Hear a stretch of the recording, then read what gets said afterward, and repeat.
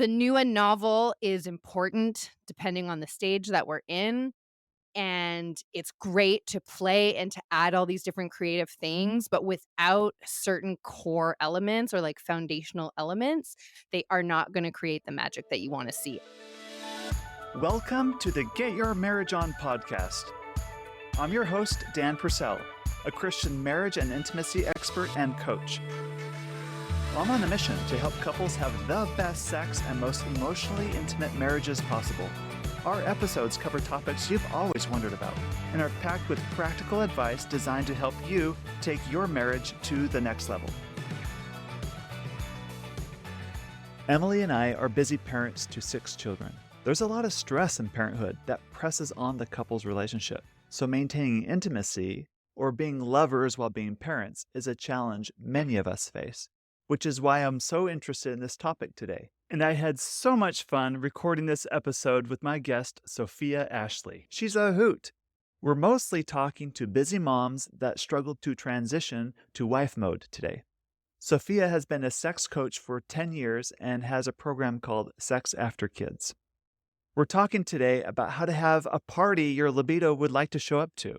In this episode, we discuss the importance of nervous system regulation, effective communication, and emotional support over depending on outside things like toys or lingerie. You'll get to hear her strategies for transitioning from being a busy mom to a hot wife, and be sure to stay to the end to hear her black belt sex tip. Sophia, I am so excited to have you on the podcast. Anyone who says they're the founder of the Happy Vagina Project really gets my attention. So, welcome to the podcast. How are you today? Thank you so much for having me. I'm great. It's Friday, so it's a good day. It is a good day. Fridays are great days. I wanted to know if you could tell me of a recent bedroom blooper, maybe a fail in the bedroom. Absolutely, I've made my career out of telling everyone about my sex life, so no problem. So as you know, I specialize in working, like you, with parents after kids.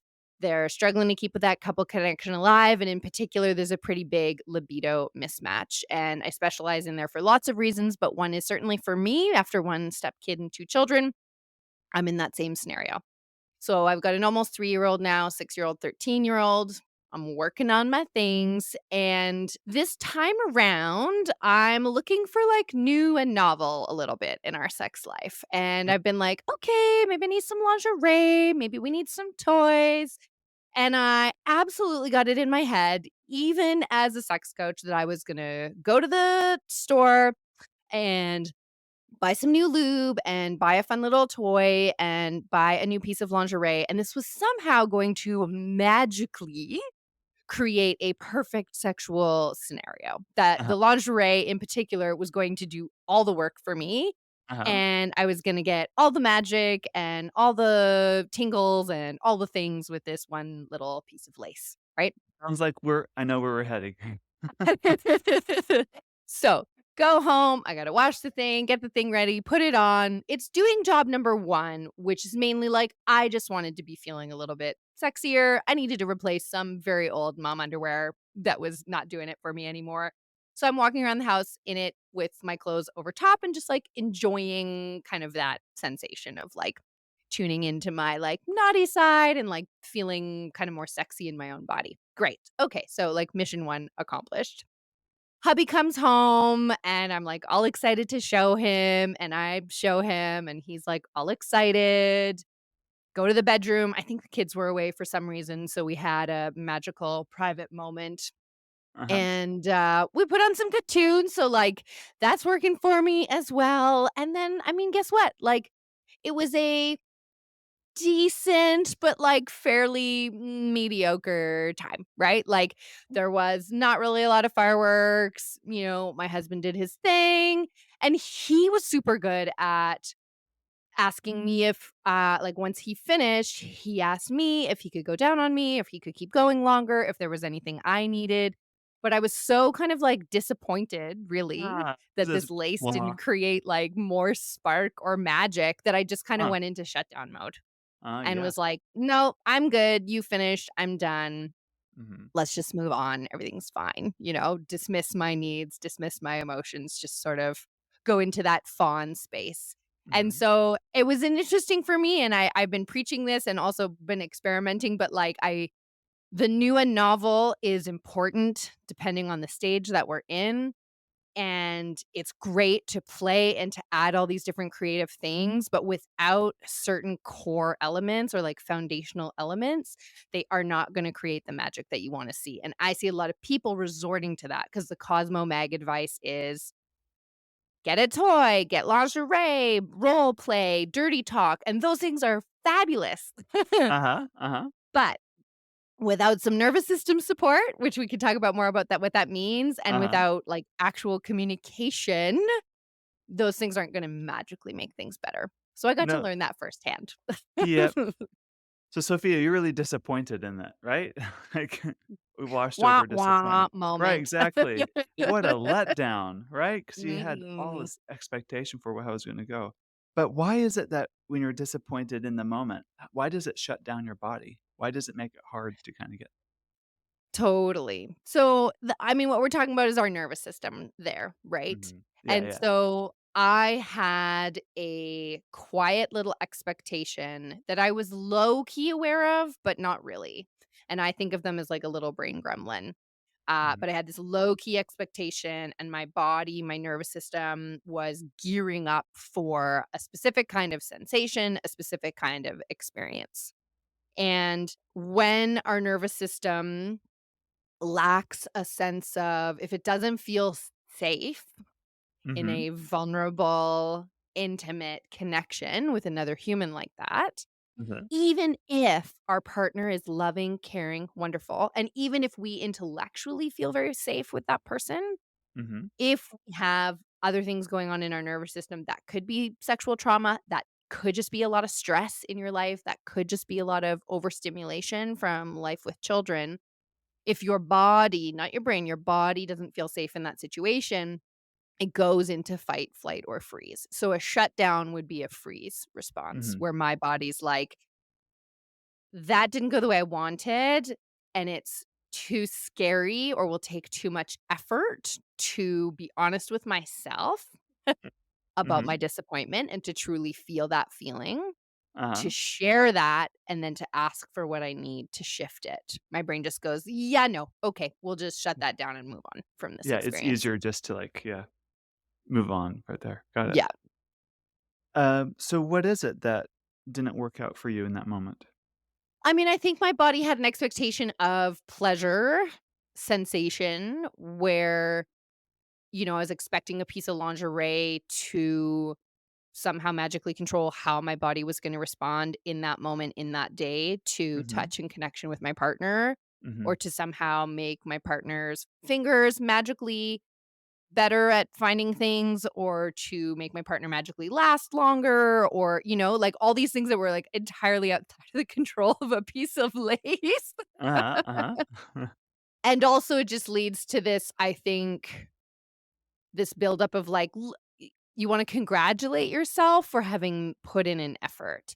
And especially as the lower libido partner in my relationship, I think I was like, "Look at me, like, I went to the store and bought some things. I put it actually on, like, I put an effort in," and, my partner's always appreciative when I do because I don't initiate a lot, and all that, like, quote, unquote, "effort" that I was convincing myself I was doing didn't result in the thing that I wanted. So there was a gap there that my body was like goes into that defeatist brain gremlin of, "This is never Mhm. gonna change. There's nothing I can do about this. It doesn't matter what I do. It's not gonna get better."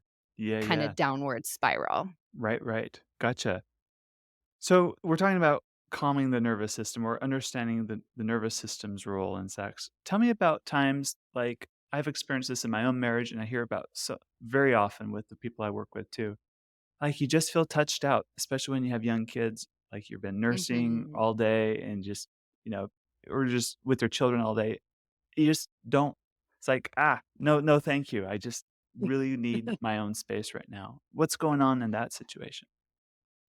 Yeah, so our nervous system is kind of constantly scanning the environment for safety, whether that's relational with the person that we're with or in the environment that we're in. Mhm. And We have the sort of rest and digest nervous system, which can be alert or relaxed, and we can have the fight or flight nervous system, which can be like turned on or turned off, I guess. Mhm. And so I think of three core elements of that as like safety. Does my body feel safe in this context? Mhm. Stress, like how much stress am I experiencing? Whether that's like income stress or time stress or relationship fighting stress. And then I think of the sensory overload. So, how much sound, touch, smell, and whatever other sensory overload is coming at me in one moment. And so, for moms in particular, but dads and parents in general, right? When you are being touched and grabbed all day, I personally, right now, am finding myself extremely sensitive to noise. Like, when I'm in the bathroom and the bath is running, it's so loud. I way more of a screamer in the bathroom with my kids. Uh-huh, uh-huh. Smell, right? You're cooking dinner or there's loud music, there's screaming, there's squabbling, like, your whole body is just taking in sensory input from all angles, likely on top of some stress as parents in this modern day society. And Gotcha. so it's like a information overload. Mhm. And then your partner comes up behind you while you're washing dishes and wraps their arms around you or starts kissing your neck, and, like, it's all very well-meaning and pleasurable input typically, Uh-huh, but when your input cup is full already, uh-huh. it's not being appreciated in that way. In fact, it's a rejection, right? Right, right. And so then the initiation, the invitation to intimacy doesn't get shut down because I hate you personally or I'm even angry at you personally, which might be the case sometimes. My body literally cannot process any more sensory input. And if we're going to transition out of that into something, we have to find a way to cleanse the palate and calm my nervous system down before we can ask it to take in this pleasurable sensory input. Great. I wanna get to the how in just a moment, but I wanna dig a little Mhm. deeper here. So, you said the 2 parts to the nervous system that can be on or off. You have the rest and digest. That's like the parasympathetic system, and then you have Mhm. the fight flight side. That's the sympathetic, right? Yeah. And I like your 3 S's: safety, stress, and sensory overload. And that's really good to like, "Oh, what is it? Why am I feeling agitated right now? Is it stress? Is it safety? Or is it a sensory concern?" What about situations where you just everything feels off, like the bed sheets kind of feel scratchy or you just can't get in your body? And I've definitely had times like that for me. You just mentally distracted no matter how hard I try to be in the moment with my wife. I'm thinking about work or, Mhm. projects coming up or other chores or jobs and tasks and unfinished things that just always plague my mind. Totally. I mean, I think I was on another podcast the other day and I was having this light bulb moment that a lot of good sex is really about an ability to relax into the present moment and be present in the present moment. And Uh-huh. so any part of your nervous system that's taking you out of that is going to affect or shift the kind of sexual experience you're having, right? So sometimes another way that nervous system kind of overload can show up is we've made the invitation, our partner has been willing, and we start to get going and our body is sort of setting off the alarm because of that stress or sensory overload by tuning us into everything except for our body. So we're focused on the lights being too loud, something in the music we put on being off, some weird smell we can't describe, the sheets not feeling comfortable. We're too cold, we're too hot, like we just can't seem to get comfortable and everything's distracting, Mhm. or we're very stuck in our head. And that's the brain gremlins that I always like to talk about, which could be the stress at work. It could be the laundry list of chores to do. It could be how I feel in my body. I'm worrying about my balding hair. I'm worrying about my post baby belly, like whatever that is. And I think for people with penises and for men, like it can be a lot of like, how long am I going to last tonight? Or, like performance anxiety is a thing for both genders for sure. Mhm. How long is it going to take me to orgasm? Like, is he going to get frustrated and impatient? Right. It's easy to discount that. And so when we're stuck in our brain whirling with that, or when we're stuck in our senses, but like outside of how does my partner's skin feel on my skin? How do their lips feel on my lips? If we can't focus on what that sensation feels like, then we're out of it. And so we come too quickly or we don't come at all. It's just a low grade kind of experience. My tantra teacher's always like, we have orgasms that are just like sneezes. Like they're Uh-huh. just so a fraction of what they possibly could be.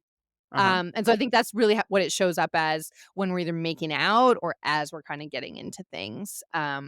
We're distracted and we're not landed and in the moment and present to what's happening. Great. What happens physiologically in arousal? Why do you need to be relaxed in order to have Yes. arousal?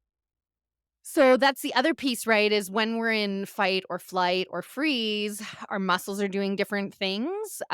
Usually, if we're in fight or flight, they're contracting. That Mhm. means it's hard for our muscles to actually relax and open into pleasure and orgasm because they're doing the exact opposite. Blood flow is also super important to arousal. So if your muscles are constricted, it's hard for blood to flow to your genitals. And that means it's hard for like a full erection or full arousal for vaginal and vulva anatomy. So even from a physiological level, never mind a mental one, when we're in kind of that stress state, we're limiting our body's ability to do its sexual thing.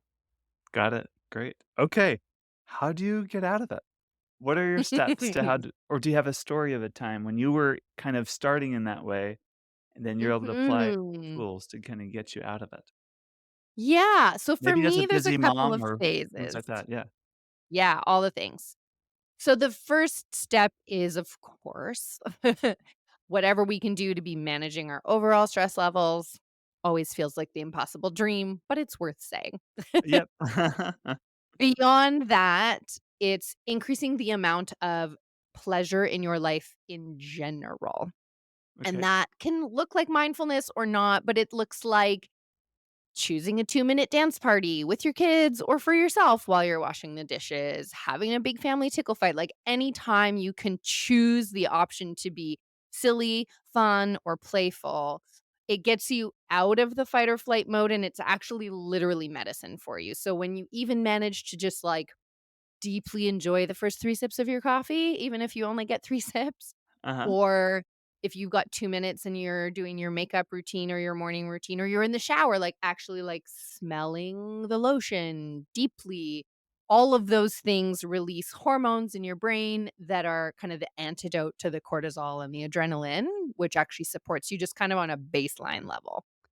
So the more you can do that broadly in your life, the better you're gonna do. And then also we can just apply that same principle to our sexual connections. So the more playful it can be, the more helpful it is. And what I like to do is one is what I call the palate cleanse. Uh-huh. And so it's really trying to think about, especially when you are sensory touched out. Mhm. Let's say so this is part of why I'm a fan of scheduling sex, but whether you schedule a sex or not, if you're trying to go from, like, super busy mode to, like, I would like to have sex with my partner tonight, or I would like to attempt to have sex with my partner tonight, Uh-huh. um, just like let's say you're going on a date night, right? Just leaving the door with the screaming kids or whatever it Uh-huh. is, and walking into your date night without any kind of palate cleanser in between to just mindfully go, "I am leaving that part of my day, and I am entering this part of my day." Mhm. It's tiny, but it's helpful, and that can literally be 3 deep breath and some Mhm. eye gazing before you hold your partner's hand and go for a walk together or whatever.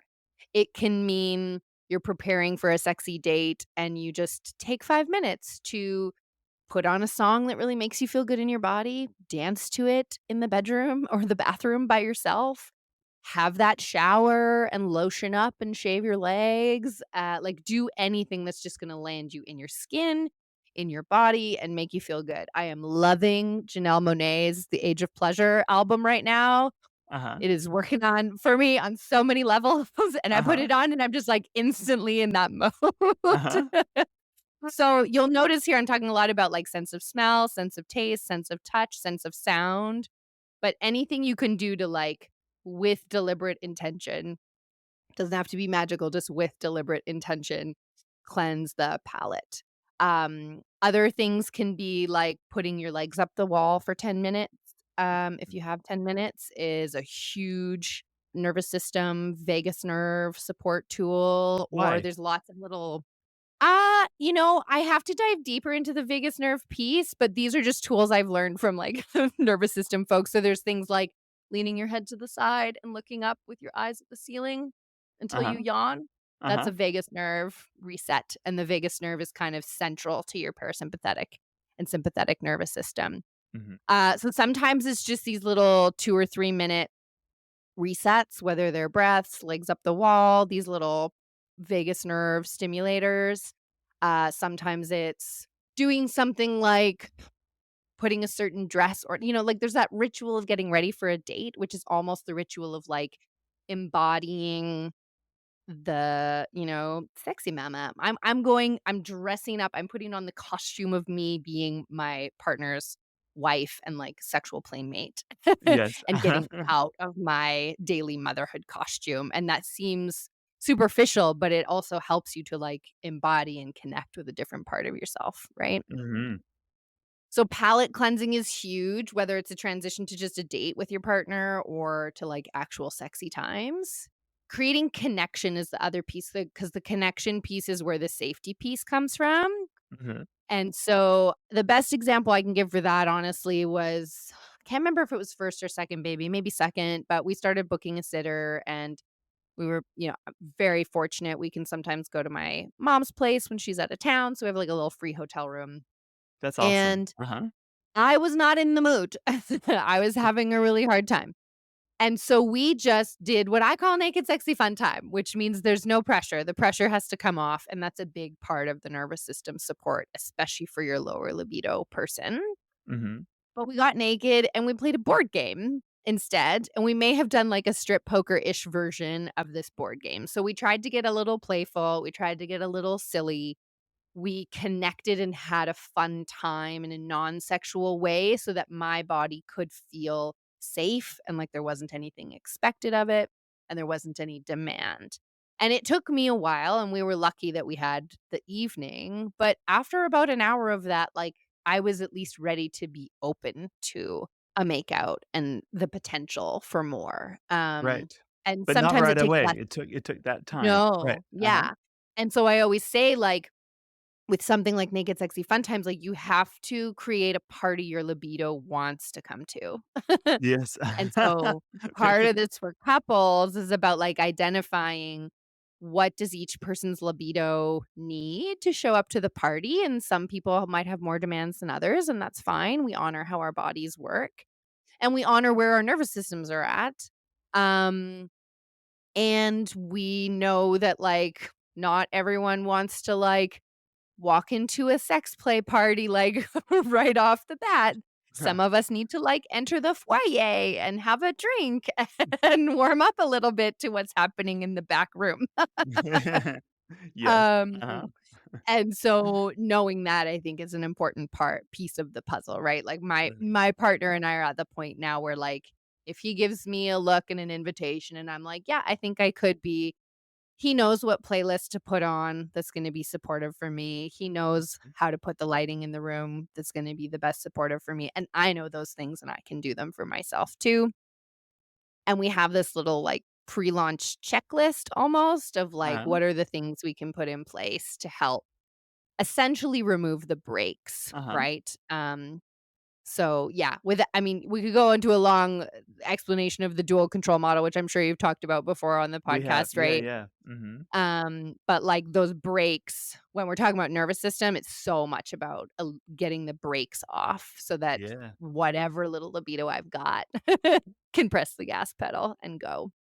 I love this idea, Sophia, of the, like, pre-launch checklist. Every couple should, like, sit down and talk about it with their spouse. What are the things that we can do that really help take the pressure off the brakes? Is it the music? Is it the lighting? Is it do we need the laundry folded and out of the bedroom? Or whatever it is that's easily starts to draw you away from being able to really settle down into your own skin, into your body.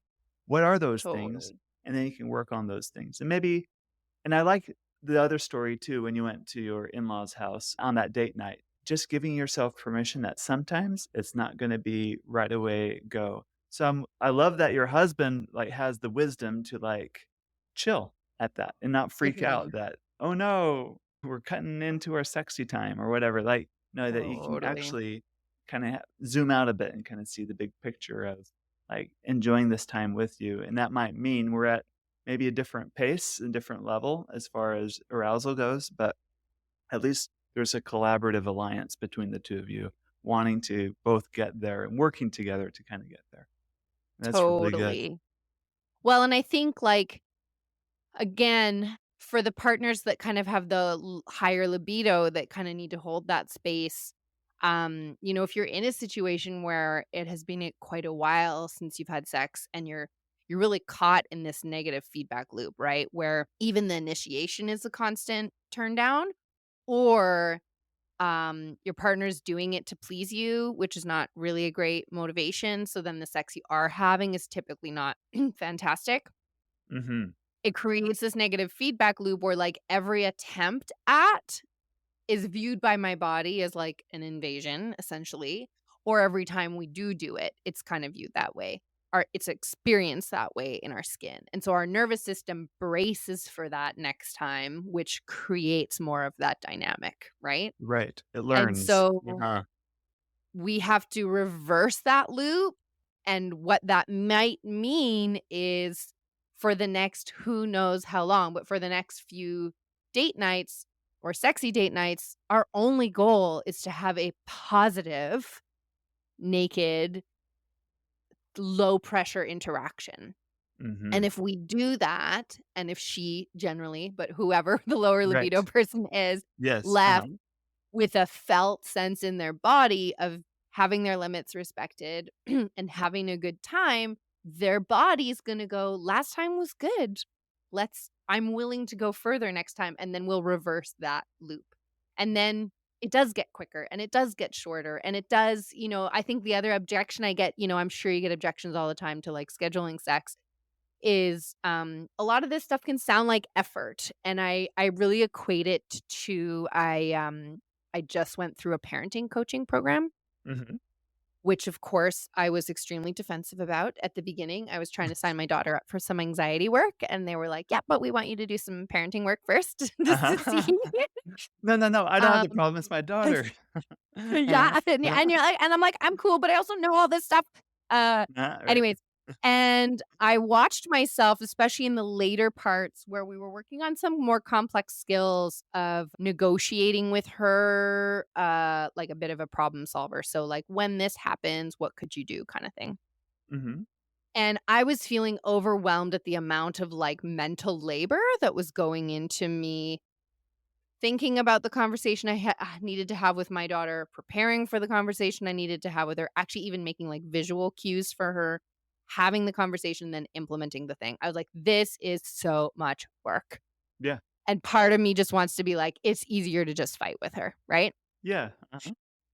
And the more I do all of those things, the more they will become absolutely second nature, and they won't be work at all. But they feel like work now because I'm thinking really hard about them.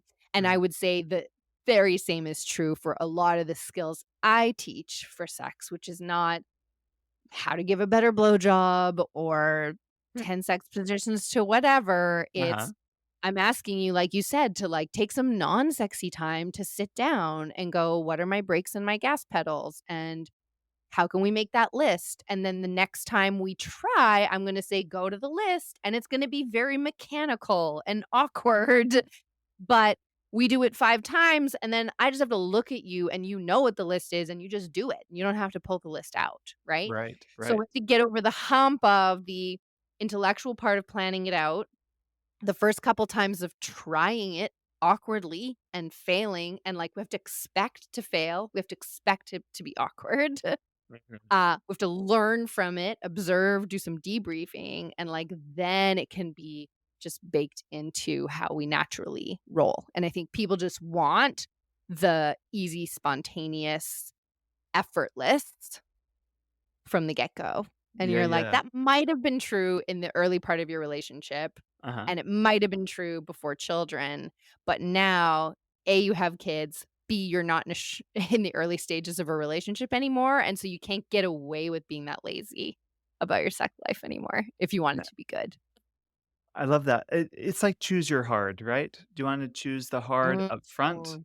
and then have more freedom and ease in your relationship afterwards because 'cause you've put in the discipline? That's the D word we hate, right? But it's a little bit of Yeah. discipline up front.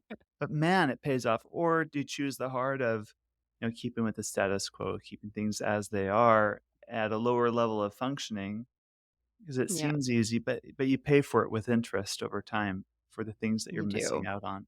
And it's not just Yeah. missing out on good sex, it robs the couple of the intimacy and the joy, and you end up with poverty in the bedroom, right?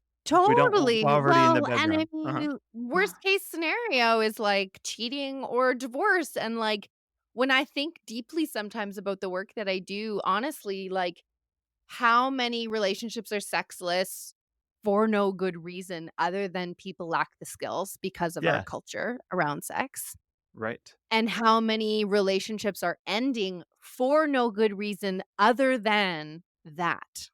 Yes. And it's a good reason to end a relationship for sure, because without the intimacy piece, which is really what both people are craving through Yes. the sex, right? Uh-huh. Right. Then, of course, you don't wanna stay in that Uh-uh. relationship, that makes sense.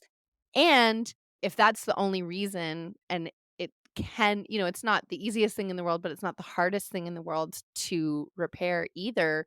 I care so much about the children that are in our relationships, and how many relationships end simply because we have so much taboo around this topic that people can't talk about it and work on it, you know? Mhm. Great. Before we end, I'd love maybe 2 or 3 more tips on what people can do to really calm down their nervous system. There's one exercise that my wife and I have done time to time and what I prescribe to some of my clients. It's a hugging exercise, and you do it fully clothed at Mhm. first. And Yep. the challenge is, can you hug for 10 minutes?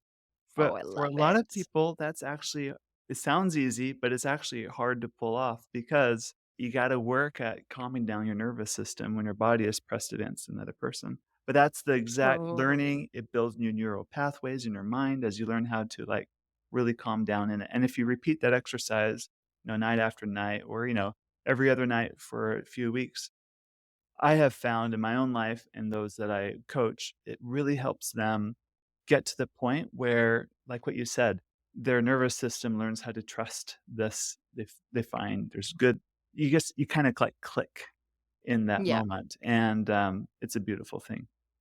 totally. Other practices that a couple could do, maybe one or two more. Yeah. So one of my favorites is one of the pieces in tantric union breathing, which is really about eye gazing. So I think similar to your hugging. And, Yes. Uh-huh. people laugh their butts off. It's so uncomfortable, but like set that timer for 5 minutes. Uh-huh. Engage. Gaze into each Uh-huh. other's eyes, put your hand on your partner's It's heart, hard. Yeah. Yeah. Uh-huh. go through the giggles and just see how that feels. And I think another piece which adds to the kind of safety piece is just sharing gratitude, 3 gratitudes that you have for your partner. Like that alone, eye gazing and sharing a gratitude for your partner can be game changing to just get in the moment. And it can be a gratitude of like 3 things you find super sexy about their body. It could be something really sweet they did yesterday. It could be sometimes you have to reach, and that's fair. It could be, you try to think back to, like, when you first got married or, like, to a time where your relationship was more positive, and you think about something that you appreciate there or something you appreciate in their parenting or who they are as a human in general. Mhm. And especially when we get really caught up in the kind of the resentment dynamics, trying to staying focused on some of those gratitude pieces is important to keeping our connection, strong or at least maintaining it. Mhm. Um, yeah, I'm trying to think. I mean, the senses for me are really the big key piece of, like, just working with that sensory piece, and, yeah, the another one which I probably couldn't explain it in the podcast, but it's if people are familiar at all with Betty Martin's Wheel of Consent work, Uh-huh. they can check Yep. out her website, but there's something called the 3-minute game. I'll be adding a little demo of it on my Instagram soon, but it's essentially about practicing different forms of touch and being in different roles as the Hmm. person who's touching and the person who's receiving, as well as practicing that communication piece. A big piece of this picture with your nervous system is your sense of trust and safety with yourself.